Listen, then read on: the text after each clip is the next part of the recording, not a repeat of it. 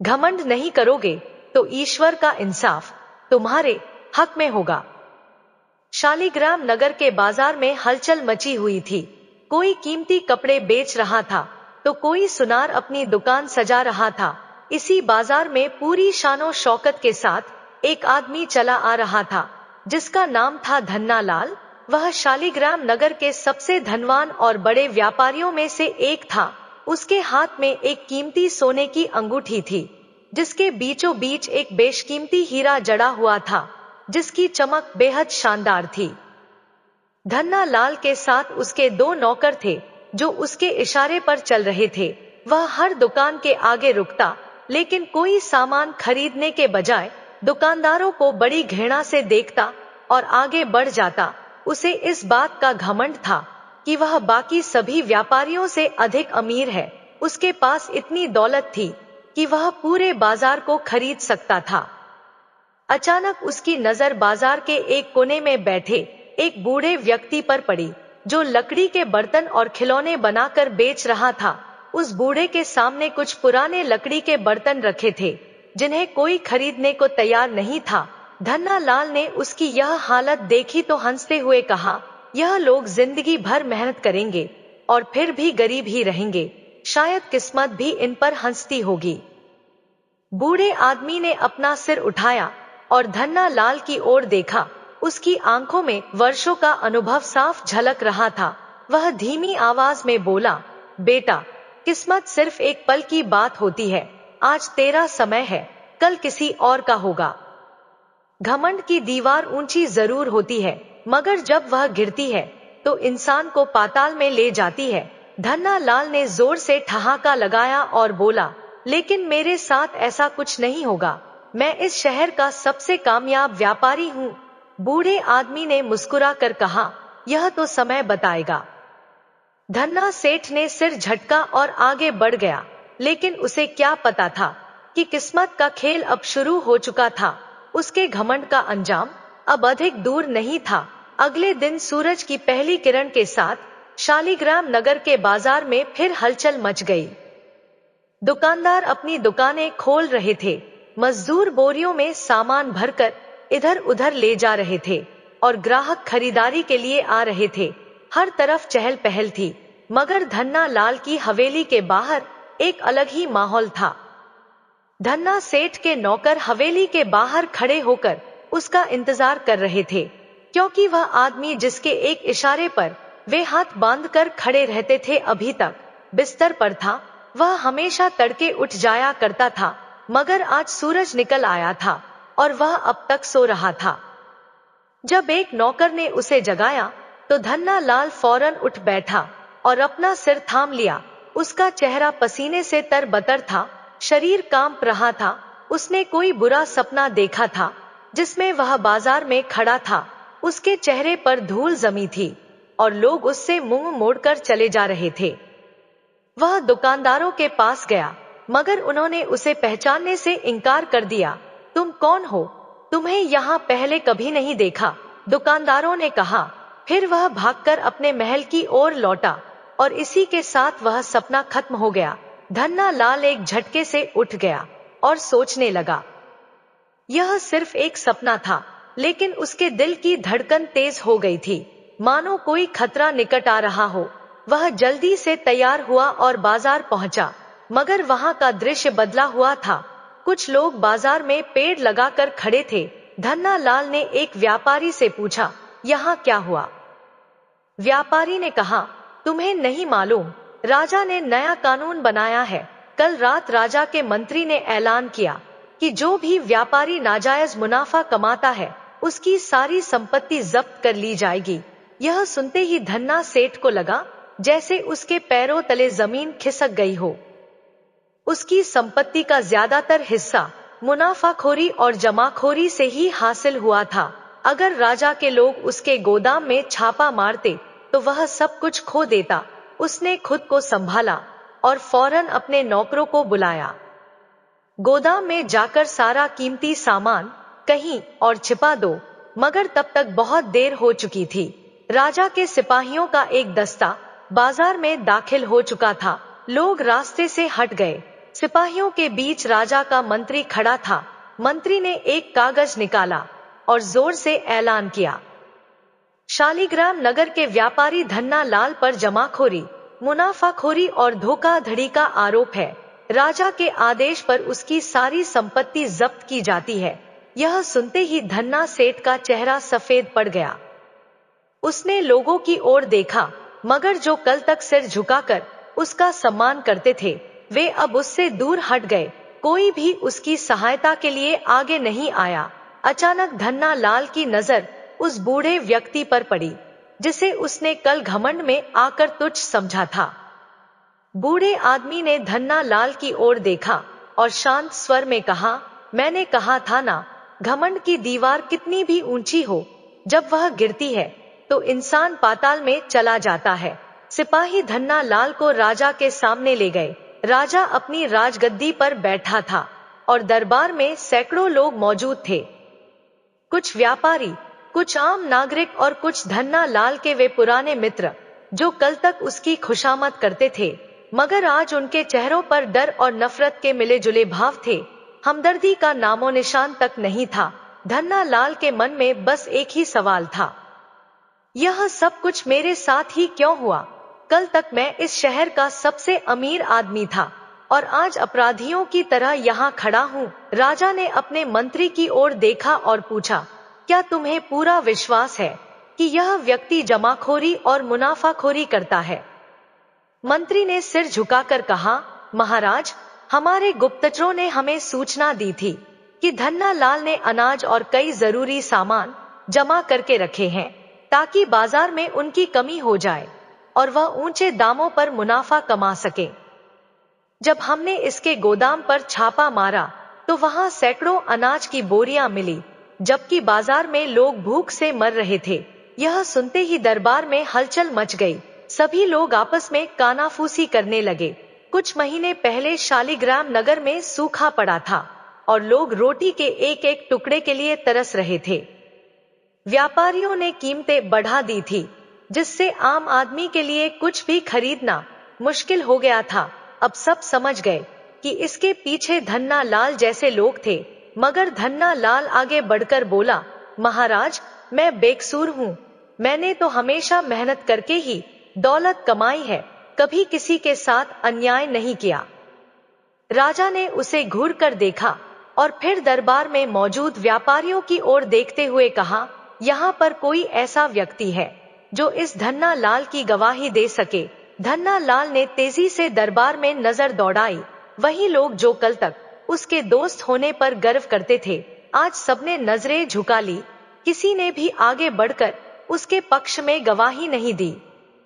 राजा ने अपने सिपाहियों को आदेश दिया, धन्ना लाल की सारी संपत्ति जब्त कर ली जाए और इसे राज्य से निकाल दिया जाए। यह सुनकर धन्ना लाल के चेहरे का रंग पीला पड़ गया। वह चिल्ला उठा, नहीं, मेरे साथ ऐसा मत कीजिए महाराज। मैं सब कुछ वापस कर दूंगा। मैं लोगों को अनाज मुफ्त में बांट दूंगा। मगर राजा ने उसकी एक ना सुनी। सिपाहियों ने उसे पकड़कर घसीटना शुरू कर दिया। वह आजाद होने की कोशिश करता रहा, लेकिन उसकी फरियाद सुनने वाला वहां कोई नहीं था। जैसे ही उसे दरबार से बाहर निकाला गया, उसकी नजर फिर से उस बूढ़े व्यक्ति पर पड़ी, जो दरबार के दरवाजे के नजदीक खड़ा था। बूढ़े व्यक्ति के चेहरे पर कोई हैरानी के भाव नहीं थे। उसने आहिस्ता से कहा, घमंड की कीमत हमेशा अदा करनी पड़ती है। धन्ना सेठ, अब तुम्हारी बारी आ गई है। यह सुनकर धन्ना लाल का दिल बैठता जा रहा था। अब उसके पास कुछ भी नहीं बचा था। दो सिपाहियों ने धन्ना लाल को पकड़ा और नगर के मुख्य द्वार के बाहर छोड़ दिया। जैसे ही दरवाजा बंद हुआ, धन्ना लाल ने पीछे मुड़कर शहर की ओर देखा। यह वही शहर था जहां कल तक वह सबसे बड़ा व्यापारी था, जहां उसका सम्मान था, दौलत थी और लोग उसके आगे पीछे घूमते थे। मगर आज वही शहर उसे दुत्कार रहा था। धन्ना लाल ने थकी हुई नजरों से अपनी पोशाक की ओर देखा। उसके कपड़े, जो कभी उसकी शान हुआ करते थे, अब मिट्टी से सने हुए थे। उसकी अंगूठी भी सिपाहियों ने छीन ली थी। वह पहली बार अपने आप को असहाय महसूस कर रहा था। वह सोचने लगा, यह सब क्या हो गया? अपने आप से कहने लगा। शालिग्राम नगर से बाहर का सफर आसान नहीं होगा। मुझे कहीं आश्रय मिलेगा या नहीं, कुछ खाने को मिलेगा या नहीं, कुछ मालूम नहीं था। नगर से बाहर निकलने के बाद वह कई घंटों तक चलता रहा, यहाँ तक कि सूरज ढलने लगा। भूख और प्यास के कारण उसकी हालत खराब हो चुकी थी। अचानक उसकी नजर एक छोटे से गांव पर पड़ी, जो शालिग्राम नगर के बिल्कुल नजदीक था। अब उसकी हिम्मत बंधी और वह गांव की ओर चलने लगा। गांव में दाखिल होते ही उसने सबसे पहले वहां पर एक कुआं देखा। वह तेजी से आगे बढ़ा और पानी निकालकर पीने लगा। पानी की हर एक बूंद उसके अंदर जैसे नए जीवन का संचार कर रही थी। मगर जैसे ही उसने कुएं के पास बैठे कुछ लोगों को देखा, तो उसका दिल धक से रह गया। वे सभी लकड़ी के बर्तन और खिलौने बना रहे थे। उनमें से एक वही बूढ़ा बड़ी भी था। बूढ़े ने धन्ना लाल को देखा, मगर उसके चेहरे पर बिल्कुल भी हैरानी नहीं थी। ऐसा लग रहा था जैसे वह पहले से ही जानता हो कि यह समय जरूर आएगा। उसने कहा, तो किस्मत तुम्हें यहाँ ले आई। धन्ना लाल इस बात का कोई जवाब नहीं दिया। कल तक जिसे वह एक मामूली बड़ी समझ रहा था, आज वही आदमी उसके सामने खड़ा था, जबकि वह खुद को असहाय और मामूली इंसान महसूस कर रहा था। उसने बूढ़े से कहा, मुझे काम चाहिए। धन्ना लाल ने यह बात बड़ी शर्मिंदगी भरे लहजे में कही और कहने लगा, मैं भूखा हूँ, मेरे पास कुछ भी नहीं बचा। बूढ़े ने एक गहरी नजर धन्ना लाल पर डाली और उसके नजदीक आकर बोला, दौलत के नशे में इंसान भूल जाता है कि हाथ का हुनर ही असली हुनर होता है। अगर तुम कोई हुनर सीखना चाहते हो तो मैं तुम्हें काम दे सकता हूँ, मगर याद रखना, यह तुम्हारे घमंड का इम्तिहान होगा। धन्ना सेठ बोला, मैं करने को तैयार हूँ। बूढ़े ने एक लकड़ी का टुकड़ा उसकी ओर बढ़ाया और कहा, पहले इसे तराशना सीखो, फिर देखेंगे कि तुम काम सीखने के लायक हो या नहीं। धन्ना लाल ने कांपते हुए हाथों से वह लकड़ी का टुकड़ा ले लिया। वह आदमी जो कल तक शाही ठाट बाट में रहता था, आज एक आम मजदूर की तरह काम सीखने जा रहा था। क्या धन्ना लाल यह काम सीख सकेगा? क्या वह बदल जाएगा? रात का अंधेरा फैल चुका था। गांव के घरों में छोटे छोटे दिए जल रहे थे, मगर धन्ना लाल के लिए यह रात बहुत भारी होने वाली थी। वह लकड़ी के तख्ते पर बैठा हुआ था। उसके एक हाथ में चाकू और दूसरे हाथ में कुछ औजार थे। उसके सामने एक मोटी सी लकड़ी थी, जिसे वह तराशने की कोशिश कर रहा था। नजदीक ही वह बूढ़ा व्यक्ति बैठा हुआ था, जो चुपचाप उसे देख रहा था। धन्ना लाल के हाथ कांप रहे थे, क्योंकि उसने अपनी जिंदगी में कभी ऐसा काम नहीं किया था। कुछ ही मिनटों के बाद वह झुंझुला कर खड़ा हो गया। उसने चाकू जमीन पर फेंक दिया और कहने लगा, यह बहुत ही मुश्किल काम है, मैं यह काम नहीं कर सकता। मैं एक व्यापारी था, मैंने यह सब कभी नहीं किया, मैं यह नहीं कर सकता। यह कहते हुए उसके चेहरे पर गुस्सा साफ दिखाई देने लगा। बूढ़े व्यक्ति ने शांत लहजे में कहा, तुम्हारे हाथ मेहनत करने के आदी नहीं है, मगर तुम्हारा घमंड आज भी तुम्हारे अंदर जिंदा है। अगर तुम सचमुच बदलना चाहते हो तो थोड़ा सब्र करो और सीखो। धन्ना लाल ने गहरी सांस ली और खामोशी से वापस अपने काम पर लग गया, क्योंकि अब उसके पास वापसी का कोई रास्ता नहीं था। अगले कुछ दिनों तक वह यही करता रहा। सुबह सवेरे उठकर लकड़ी को तराशता, कभी ठीक कर पाता तो कभी गलती कर बैठता। मगर वक्त बीतने के साथ साथ उसके हाथ अब माहिर होने लगे थे। महीने भर बाद धन्ना लाल लकड़ी के खूबसूरत खिलौने और बर्तन बनाने में निपुण हो चुका था। वह रोज सुबह उस बूढ़े बड़ी के साथ काम में लग जाता और शाम को बाजार में जाकर अपनी बनाई हुई चीजें बेचता। आज भी वह बाजार में खड़ा था, मगर आज एक अजीब घटना घटी। एक अमीर व्यापारी वहां से गुजर रहा था। उसने धन्ना लाल के हाथ से एक लकड़ी का बर्तन उठाया और गौर से देखने लगा। फिर बोला, सचमुच यह तो बहुत ही सुंदर है, क्या तुमने इसे बनाया है? उसकी बात सुनकर धन्ना लाल ने आज पहली बार घमंड की बजाय विनम्रता से जवाब दिया, हाँ, इसे मैंने बनाया है। व्यापारी मुस्कुरा कर बोला, तुम्हारे जैसे हुनरमंद लोग बहुत काम के होते हैं। मैं तुमसे यह बर्तन खरीदना चाहता हूँ, बल्कि अगर तुम चाहो तो मेरे लिए भी काम कर सकते हो। धन्ना लाल हैरान रह गया। यह वही व्यापारियों की बिरादरी थी जो कल तक उसे दुत्कार रही थी और आज उसके हाथ के हुनर को सराहना कर रही थी। रात के समय जब वह वापस अपने झोपड़े में आया तो उसने बूढ़े को सब कुछ बताया। बूढ़े व्यक्ति ने मुस्कुरा कर कहा, हाथों में अगर सिर्फ दौलत हो तो वह घमंड पैदा करती है, मगर जब हाथों में हुनर हो तो उसे सम्मान मिलता है। धन्ना लाल ने सिर झुका लिया। आज पहली बार उसे समझ में आया था कि घमंड इंसान को कहीं का नहीं छोड़ता, मगर मेहनत और हुनर उसे दोबारा खड़ा कर सकते हैं। लेकिन क्या किस्मत ने सचमुच उसे माफ कर दिया था या अभी भी कुछ बाकी था? 2 साल इसी तरह से गुजर गए। वही धन्ना लाल जो कभी शहर का सबसे बड़ा व्यापारी था, अब एक माहिर बड़ी बन चुका था। उसकी बनाई हुई चीजें न केवल गांव में बल्कि शालिग्राम नगर के बाजारों में भी मशहूर हो चुकी थी। उसका हुनर अब उसकी पहचान बन चुका था, मगर उसके चेहरे पर घमंड की जगह अब विनम्रता आ चुकी थी। आज पहली बार धन्ना लाल शालिग्राम नगर लौट रहा था। यह वही शहर था जिसने कभी उसे बेइज्जत करके निकाल दिया था, वही बाजार जहां वह कभी एक धनवान व्यापारी था, लेकिन आज वह एक साधारण कारीगर की तरह वहां जा रहा था। परंतु इस बार वह खाली हाथ नहीं था। उसके पास उसका हुनर, उसकी मेहनत और सबसे बढ़कर एक बदला हुआ दिल था। धन्ना लाल ने शहर के बाजार में एक छोटी सी दुकान खोली जहां वह लकड़ी से बनाई हुई चीजें बेचने लगा।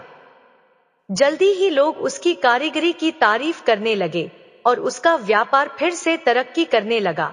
लेकिन इस बार वह सिर्फ मुनाफे के पीछे नहीं भागा, बल्कि ईमानदारी और मेहनत को अपना लक्ष्य बनाया।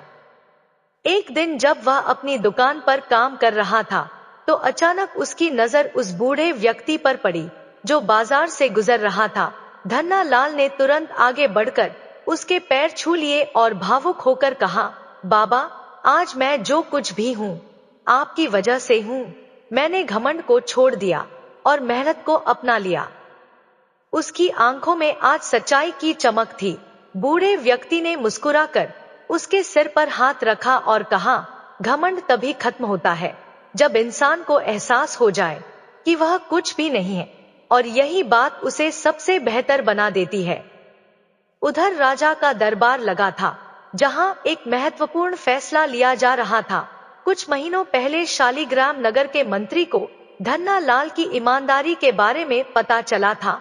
उसने राजा से कहा, महाराज, वह धन्ना लाल जो कभी जमाखोरी और मुनाफाखोरी करता था, आज शहर का सबसे ईमानदार व्यापारी बन चुका है। वह लोगों को सिखाता है कि दौलत का घमंड इंसान को बर्बाद कर देता है, जबकि मेहनत उसे सच्चा अमीर बनाती है। राजा ने यह सुनकर धन्ना लाल को दरबार में बुलाया। जब धन्ना लाल राजा के सामने आया तो उसकी नजरें झुकी हुई थी। राजा ने सख्त लहजे में पूछा, धन्ना लाल, क्या तुम्हें याद है जब तुम्हें इसी नगर से तिरस्कार किया गया था? धन्ना लाल ने सिर झुकाकर विनम्रता से उत्तर दिया, जी महाराज, मुझे याद है। वह मेरी जिंदगी का सबसे बड़ा सबक था। आज मैं जान चुका हूँ कि घमंड की दीवार कितनी कमजोर होती है। राजा मुस्कुराए और बोले, पहले तुम एक धनवान व्यापारी थे लेकिन ईमानदार नहीं थे, और आज तुम्हारे पास ईमानदारी है। सच कहूं तो यही सबसे बड़ी दौलत है। मैं तुम्हें इस नगर में दोबारा व्यापार करने की अनुमति देता हूँ, लेकिन एक शर्त है, तुम अपने हुनर को दूसरों तक पहुंचाओगे और कभी ईमानदारी को नहीं छोड़ोगे। यह सुनकर धन्ना लाल की आंखों में आंसू आ गए। वह भावुक होकर बोला, महाराज, मैं वादा करता हूँ कि मैं घमंड को कभी अपने पास नहीं आने दूंगा। अब धन्ना लाल की जिंदगी का एक नया सफर शुरू हो चुका था। एक बार फिर वह शालिग्राम नगर का सबसे मशहूर व्यापारी बन गया, लेकिन अब वह सिर्फ व्यापार नहीं कर रहा था, वह दूसरों के लिए एक मिसाल बन चुका था। उसकी दुकान पर हर रोज कई लोग आते और वह सबसे यही कहता, दौलत तो आनी जानी चीज है, मगर हुनर हमेशा इंसान के साथ रहता है। घमंड इंसान को तबाह कर देता है, मगर विनम्रता उसे फिर से खड़ा कर देती है। वही धन्ना लाल जो कभी घमंड में डूबा हुआ था, आज शहर के सबसे सम्मानजनक लोगों में गिना जाता था, क्योंकि अब वह पूरी तरह बदल चुका था। मित्रों, यह कहानी हमें सिखाती है कि घमंड के घोड़े पर सवार आदमी बहुत तेज दौड़ता है, लेकिन उसका गिरना तय होता है। सच्चा इंसान वही है जो घमंड को अपने पास फटकने ना दे और मेहनत, ईमानदारी और विनम्रता के साथ आगे बढ़े। दक्षिणी राज्य की सेना में एक सैनिक बहुत वर्षों तक अपने राजा की सेवा करता रहा, पर अंत में उसे बिना वेतन दिए या बिना कोई इनाम दिए निकाल दिया गया। अब उसे समझ में नहीं आ रहा था कि वह अपनी रोटी कमाने के लिए क्या करे। वह बड़े ही उदास मन से घर की तरफ चला जा रहा था। उस सैनिक का नाम धर्मेंद्र था। वह मन ही मन सोचता कि मैंने राजा की इतने वर्षों तक सेवा की, परंतु बदले में राजा ने उसे राज्य से निकाल दिया। बात असल में यह थी कि दक्षिणी राज्य का राजा नागेंद्र सिंह एक बड़ा ही क्रूर शासक था। वह अपनी प्रजा पर बहुत ही अत्याचार करता था। वह जनता से मनमाना कर वसूल करता था। जो भी राजा का कर ना चुका पाता, उसे कठोर से कठोर दंड दिया जाता। राजा अपने सैनिक भेजकर गरीब जनता पर कोई ना कोई अत्याचार करवाता ही रहता था। धर्मेंद्र नाम का यह सैनिक भी राजा नागेंद्र सिंह की सेना में ही शामिल था। परंतु एक दिन धर्मेंद्र ने गरीब जनता पर जुल्म ढाने से मना कर दिया, क्योंकि धर्मेंद्र की अंतरात्मा ने उसे ऐसा करने से मना कर दिया था। राजा ने उसे कारागार में डलवा दिया और आदेश दिया कि इसे राजा का आदेश न मानने के कारण मृत्युदंड दे दिया जाए। परंतु राजा की पुत्री पुष्पलता, जो कि एक नेक दिल लड़की थी, उसने राजा को ऐसा करने से मना किया और कहा कि इसने इतने साल तक आपकी सेवा की है, तो इसे मृत्यु दंड मत दीजिए, बस नौकरी से निकाल दीजिए। अब क्योंकि राजा नागेंद्र सिंह अपनी पुत्री से बहुत ही प्यार करता था, तो उसने पुत्री की बात मान ली और सैनिक धर्मेंद्र को नौकरी से निकाल दिया। उसकी सारी संपत्ति, उसका धन जब्त कर लिया गया। उसकी सैनिकों की पोशाक भी उससे छीन ली गई और उसे साधारण वस्त्र पहनाकर राज्य से बाहर निकाल दिया गया। धर्मेंद्र अब बड़े ही बुझे मन से भटकता फिर रहा था। पूरा दिन चलने के बाद शाम को वह एक घने जंगल में पहुंचा। अभी वह कुछ दूर ही गया था कि उसे पेड़ों के बीच एक रोशनी चमकती हुई दिखाई दी। धर्मेंद्र ने अपने थके हुए पैरों को उधर ही बढ़ा दिया। जल्दी ही उसे एक झोपड़ी दिखाई दी, जिसमें एक बुढ़िया रहती थी। धर्मेंद्र ने दरवाजा खटखटाया तो बुढ़िया बाहर आई। धर्मेंद्र ने बुढ़िया से प्रार्थना की कि उसे रात को झोपड़ी में रुकने दे और कुछ खाने पीने के लिए भी दे दे। परंतु बुढ़िया बहुत ही गुस्सैल किस्म की औरत थी। वह कुछ सुनने को तैयार ही नहीं थी। परंतु धर्मेंद्र से पीछा छुड़ाना आसान नहीं था। आखिरकार बुढ़िया बोली, चलो मैं तुम पर दया कर दूंगी, पर बदले में तुम्हें सुबह मेरा पूरा बगीचा खोदना पड़ेगा। धर्मेंद्र उसकी हर बात मानने को तैयार हो गया, इसीलिए बुढ़िया का मेहमान भी बन गया। रात आराम से गुजारने के बाद सुबह खाना खाकर धर्मेंद्र बगीचा खोदने में लग गया। यह काम करने में उसे पूरा दिन लग गया। शाम हो गई तो उसे चले जाना था। तब वह बुढ़िया से बोला, सारा दिन काम करने के बाद मैं थक गया हूँ, मुझे एक रात के लिए और यहाँ पर ठहर जाने दो। पहले तो बुढ़िया ने मना कर दिया, पर फिर इस शर्त पर राजी हुई कि अगले दिन वह एक गाड़ी भरकर लकड़ी काटकर उसे देगा। अगले दिन भी धर्मेंद्र ने काम पूरा किया, परंतु काम करते करते फिर से रात हो गई।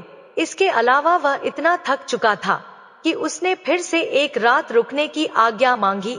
अब की बार बुढ़िया ने उससे यह वचन मांगा कि धर्मेंद्र कुएं के नीचे रखे हुए दिए को उसे लाकर देगा। सुबह होते ही वह धर्मेंद्र को कुएं तक ले गई। कुआं बहुत ही गहरा था।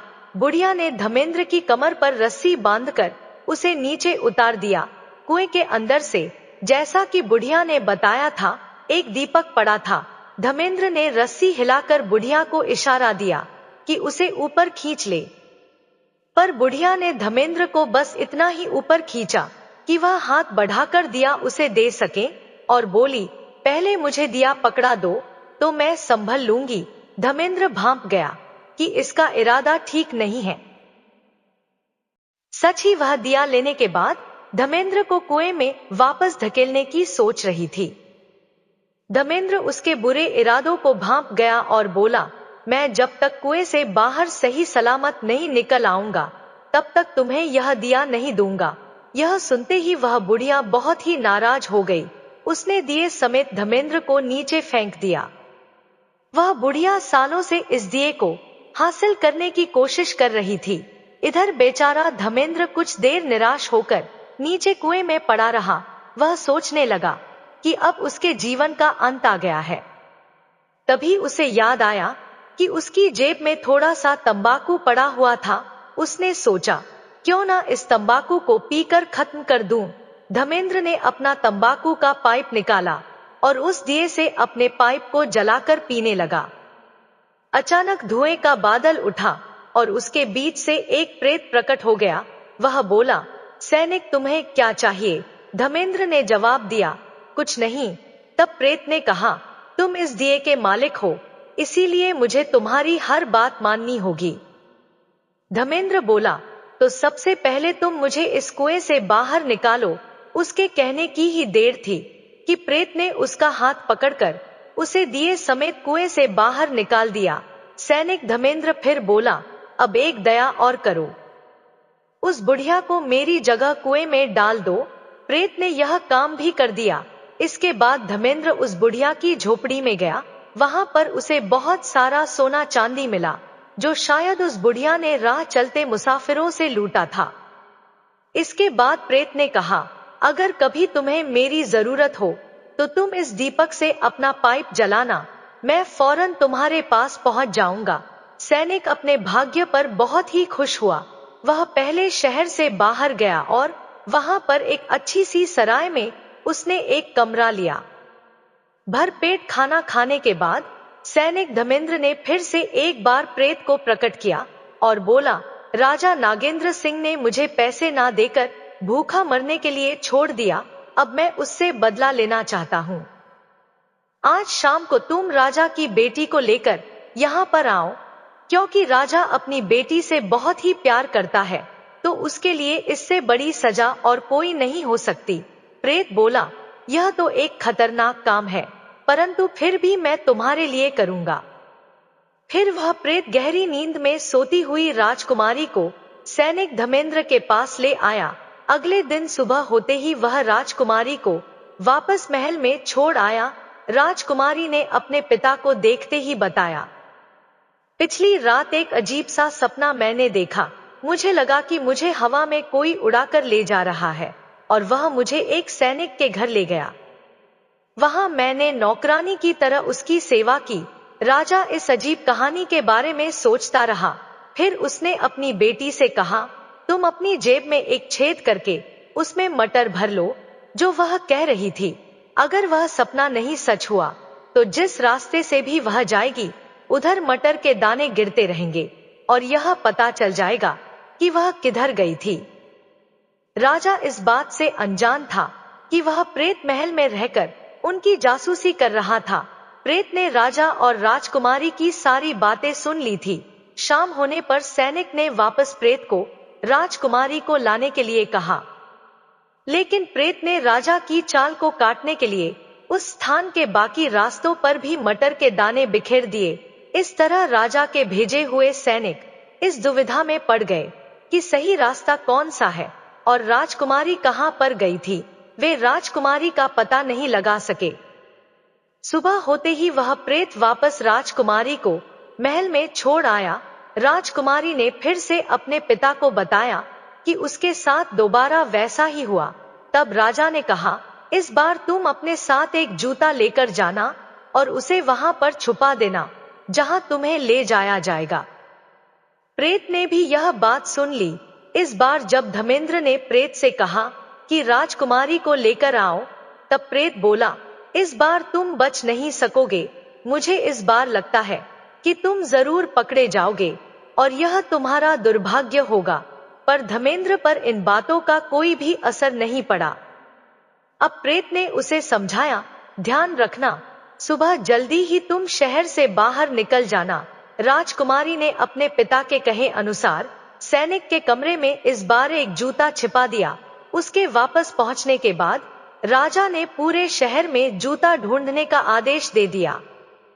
सैनिक पूरे शहर में हर एक घर में जाकर वह जूता ढूंढने लगे और अंत में वह उस घर में पहुंचे जहां पर धर्मेंद्र रहता था। उन सैनिकों ने इस बार वह जूता भी ढूंढ लिया और धर्मेंद्र को पकड़ लिया। धर्मेंद्र ने भागने की कोशिश की, परंतु सब बेकार था। सैनिक उसे पकड़कर राजा के सामने ले गए। इन सब घटना में बुरी बात यह हुई कि धर्मेंद्र का दीपक और उसका सारा सामान सोना चांदी कमरे में ही रह गया। अब उसकी जेब में सिर्फ 2 अशर्फियां ही बाकी थी। राजा ने उसे पहचान लिया और कहा, पिछली बार तो तुम्हें छोड़ दिया गया था, लेकिन इस बार अवश्य ही तुम्हें मृत्युदंड दिया जाएगा। कल धर्मेंद्र को फांसी पर लटका दिया जाएगा, तब तक इसे कारागार में पहुंचा दिया जाए। जब धर्मेंद्र कारागार में पहुंच गया, तब वह सोचने लगा कि किस तरह से यहाँ से निकला जाए। धर्मेंद्र ने कारागार के पहरेदार से कहा, मैं तुम्हें 2 अशर्फियां दूंगा, तुम मेरा एक छोटा सा काम कर दो। मेरे घर पर मेरा कुछ सामान पड़ा है, तुम मुझे वह सामान लाकर दे दो। वह पहरेदार 2 अशर्फियों के लालच में मान गया और उसने धर्मेंद्र के घर से उसका सामान मंगवाकर धर्मेंद्र को दे दिया। धर्मेंद्र ने फौरन पाइप जलाया। धुआं उठने के साथ ही उसका वह दोस्त प्रेत वहां पर प्रकट हो गया। वह बोला, मालिक, डरने की बात नहीं है, डरना मत। बस जब भी आपको फांसी के लिए ले जाया जाए, तब यह दीपक आप अपने साथ ले जाना मत भूलना। बाकी हिम्मत रखना, सब कुछ अपनी गति से चलने देना। अगले दिन धर्मेंद्र को फांसी की सजा दी जानी थी और उसे फांसी के लिए ले जाया जा रहा था। तब उसने राजा से एक अनुमति मांगी। राजा ने पूछा, क्या चाहिए? धर्मेंद्र बोला, मुझे रास्ते में एक पाइप भी लेने दो। राजा ने कहा, एक नहीं, तुम 2 पाइप पियो। तब धर्मेंद्र ने उस दिए से अपना पाइप जलाया। पल भर में वह प्रेत सबके सामने प्रकट हो गया। धर्मेंद्र ने प्रेत को हुक्म दिया, इस सारी भीड़ को या तो भगा दो या इन्हें मार डालो, और रही राजा की बात, उसके भी 3 टुकड़े कर डालो। प्रेत ने अपना काम करना शुरू कर दिया। जल्दी ही वह सारी भीड़ वहां से भाग गई और राजा अब अकेला ही वहां पर रह गया था। राजा धर्मेंद्र से अपनी जान की भीख मांगने लगा। तभी वहां पर राजा की बेटी पुष्पलता आ पहुंची। उसने धर्मेंद्र से कहा, तुम एक अच्छे इंसान हो, यदि तुम भी मेरे पिता की तरह क्रूरता दिखाओगे तो तुम में और मेरे पिता नागेंद्र सिंह में क्या फर्क रह जाएगा। राजकुमारी की बातों का धर्मेंद्र पर बहुत ही असर पड़ा। उसने राजा को माफ करने का फैसला ले लिया, परंतु यह शर्त रखी कि राजा को अपने पद से हटना होगा। अपनी जान बचाने के लिए राजा इस बात पर राजी हो गया। इसके बाद राजकुमारी पुष्पलता धर्मेंद्र को पसंद करने लगी थी। धर्मेंद्र ने क्रूर राजा नागेंद्र सिंह को बंदी बनाकर उसे राज्य से बाहर भिजवा दिया। अब धर्मेंद्र खुद इस राज्य का राजा था। उसे राजकुमारी पुष्पलता बहुत ही अच्छी लगने लगी थी। एक दिन उसने राजकुमारी पुष्पलता से विवाह का प्रस्ताव रखा। राजकुमारी ने बड़ी ही खुशी से उसका प्रस्ताव स्वीकार कर लिया। फिर दोनों विवाह करके वहां आनंदमय जीवन बिताने लगे। मित्रों, वीडियो कैसी लगी कमेंट करके जरूर बताएं। वीडियो को लाइक शेयर करें और हमारे चैनल को सब्सक्राइब करें। धन्यवाद।